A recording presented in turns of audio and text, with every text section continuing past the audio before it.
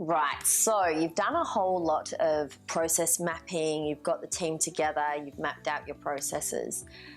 One of the most common things we see out of that is not much actually being done. So don't be one of those people.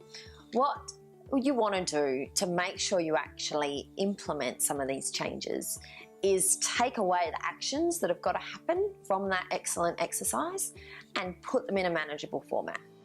The format we use, and you can get this from our website or we can send it to you or you can just come up with your own, is what we call a process implementation sheet.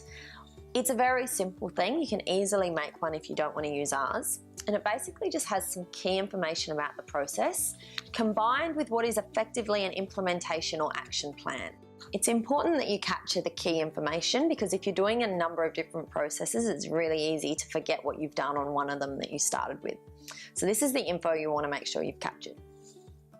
The organisational area, the process title, the process description, because sometimes people's interpretation based on a title can be a little bit different. The process champion, if you don't have one, I would nominate one within your team to be a champion for that process, particularly if you're looking at continuous improvement. The start point and the end point of the process, because you might have mapped a process which is actually within a larger process and you want to know exactly what the parameters of what you're working around are and therefore what you're not working with. The date created and date last updated, because when continuous improvement happens, which is great, you get changes, but then you want to know where your last baseline point was. Your key stakeholders, both internal and external. So if you miss a bit of information and you realise that later, you can always pop back and go, oh, you know what, we actually didn't think of those people, they weren't involved. Or maybe if something pops up later, you can go, well, representatives were involved from that area and this is what we came up with. So that's always good just to keep track of.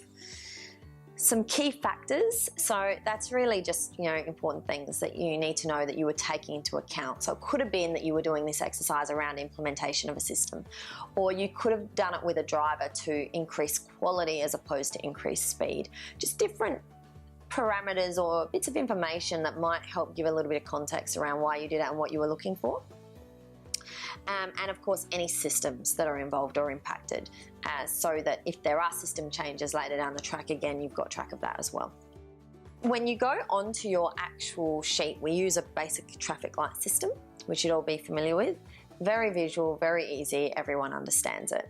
So on the sheet, which is your actual plan, you've got your as-is findings, you've got your impacts, and you've got your to-be recommendations.